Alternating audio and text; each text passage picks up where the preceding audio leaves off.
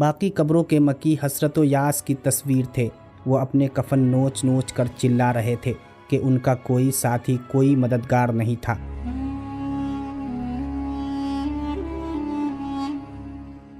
محترم ناظرین، السلام علیکم۔ ناظرین، آج ایک سبق آموز کہانی لے کر آپ کی خدمت میں حاضر ہوا ہوں۔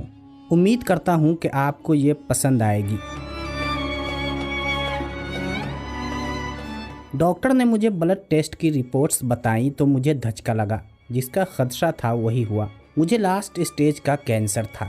گھر آتے آتے سوچتا رہا، بیوی کو کیسے بتاؤں گا، بچوں کو کیا کہوں گا۔ گھر پہنچ کر میں نے سیف میں سب رپورٹس چھپا دی۔ بیوی پوچھتی رہی لیکن میں نے کچھ نہ بتایا، سب نارمل ہے کہہ کے ٹال دیا۔ رات کو کھانے کے بعد واک کرنے نکلا تو دل بند سا ہونے لگا۔ کس کا دل کرتا ہوگا یہ چمکتی دمکتی روشنیاں، یہ چہل پہل، یہ ہنسی کہے چھوڑ کر جانے کا۔ پیاری بیوی، پیارے پیارے بچے چھوڑ کر کیسے جاؤں گا؟ ایک لمبی پتلی سی اندھیری قبر میں کیسے رہوں گا؟ میں چلتا رہا اور سوچتا رہا، حتیٰ کہ قبرستان آ گیا۔ قبروں کے کتبے جیسے مجھے بلانے لگے۔ میں بیچ کے اونچے نیچے راستے پر چلنے لگا۔ قبریں خاموش تھی، لیکن کیا ان کے اندر واقعی خاموشی تھی؟ ایسا سناٹا پہلے دیکھا ہوتا تو خوف سے میری جان نکل جاتی، لیکن آج دل بے خوف سا تھا، بلکہ ان چپ چاپ پڑے مکینوں سے ہمدردی محسوس ہو رہی تھی۔ کچھ چھوٹی قبریں، کچھ بڑی قبریں، کچھ پر مردوں کے نام، کچھ پر عورتوں کے نام۔ غلام مصطفیٰ بن غلام محمد، مرحوم جاوید اسلم، چودھری مختار خان۔ میں نام پڑھتا آگے بڑھتا رہا۔ کچھ کتبوں پر آیات درج تھی، ولا خوف علیہم ولا ہم یحزنون، انا للہ و انا الیہ راجعون۔ پھر اداسی بھرے شعر، بچھڑا کچھ اس ادا سے کہ رت ہی بدل گئی، ایک شخص سارے شہر کو ویران کر گیا۔ سر، رات کافی ہو گئی ہے، گھر چلنا چاہیے میرے خیال سے۔ یہ میرے ڈرائیور کی آواز تھی۔ میں نے پیچھے مڑ کر دیکھا، میری چمچم کرتی کار چاندنی میں نہائی ہوئی تھی۔ کیا فائدہ اس کار کا، سب کچھ تو میرے بیوی بچے لے جائیں گے، میرے ہاتھ کیا آیا؟ میں بڑی خود غرضی سے سوچتا رہا۔ ساری زندگی کماتے کماتے ہی گزر گئی۔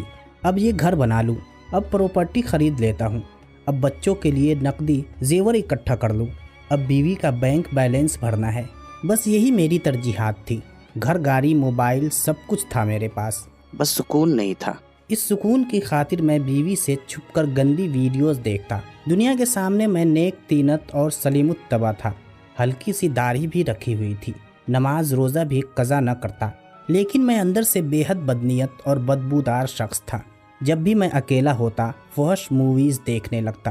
یہ لت مجھے نو عمری سے پڑ گئی تھی، باوجود کوشش کہ میں یہ عادت نہ چھوڑ سکا تھا۔ شاید یہی وہ چیز تھی جس نے میری زندگی سے سکون کی چادر یکسر کھینچ دی تھی۔ اچانک میرے پاؤں کے نیچے ایک نوکدار پتھر آیا تو میں لڑکھڑا گیا۔ یکدم میری ساری سوچیں غائب ہو گئی۔ پتہ نہیں کتنی دیر میں یوں ہی کھڑا قبروں کو دیکھتا رہا۔ پھر اچانک میرا دل کیا کہ کاش کوئی قبر والا مردہ زندہ ہو جائے اور مجھے بتائے کہ اس کے ساتھ اصل میں کیا ہوا۔ جب وہ قبر میں جا کر لیٹ گیا اور اس کے سب رشتہ دار قبرستان کی وحشت سے بیزار تیز تیز قدموں سے واپس چلے گئے تو اس پر کیا بیتی؟ لیکن میں کسی سے نہیں پوچھ سکتا تھا۔ یہاں سب خاموش تھے، چپ چاپ اپنی اپنی جزا سزا میں مگن۔ اچانک میری نظر ایک کچی جھوپڑی پر پڑی۔ دیے کی روشنی پردے کے پیوند سے باہر جھانک رہی تھی۔ یہ یقیناً گورکن کا مسکن تھا۔ بابا جی، نہ جانے آپ نے کتنی قبریں کھودی، کتنوں کے اخروی انجام آپ کو معلوم ہوں گے، بس مجھے کوئی نصیحت کر دیں۔ میں نے چمکتی پیشانی والے بابا جی سے کہا۔ میرے لہجے میں کینسر زدہ انسان کی بے بسی تھی۔ بیٹے، سچے رب کی سچی اطاعت ہی کام آتی ہے، اور کچھ یہاں کام نہیں آتا۔ بس تو اکیلے میں رب کی اطاعت کرنا سیکھ لے۔ جب تو اکیلی قبر میں لیٹے گا تو وہ رب تیرا ساتھی بن جائے گا۔ بابا جی نے کہا اور دیا تیز کر دیا، اپنے طاق کا بھی اور شاید میری امید کا بھی۔ سر، آپ یہاں ہیں؟ میں پریشان ہو گیا تھا۔ میرا ڈرائیور مجھے ڈھونڈتے بابا جی کی کٹیا تک آ گیا تو میں نے بابا جی کو سلام کیا اور الٹے قدموں واپس چلا آیا۔ جب میں گاڑی میں بیٹھنے لگا تو میں نے ایک نظر پورے قبرستان پر ڈالی۔ کچھ قبروں کے مکی مسکرا کر بابا جی کے لفظوں کی تائید کر رہے تھے۔ وہ خوش تھے اور چہچہا رہے تھے۔ باقی قبروں کے مکی حسرت و یاس کی تصویر تھے۔ وہ اپنے کفن نوچ نوچ کر چلا رہے تھے کہ ان کا کوئی ساتھی، کوئی مددگار نہیں تھا۔ حضرت ثوبان رضی اللہ عنہ سے روایت ہے کہ رسول اللہ صلی اللہ علیہ وآلہ وسلم نے ارشاد فرمایا، میں اپنی امت میں سے یقینی طور پر ایسے لوگوں کو جانتا ہوں جو قیامت والے دن اس حال میں آئیں گے کہ ان کے ساتھ تہامہ پہاڑ کے برابر نیکیاں ہوں گی، تو اللہ عز و جل ان نیکیوں کو ہوا میں منتشر ہو جانے والا غبار بنا کر غارت کر دے گا۔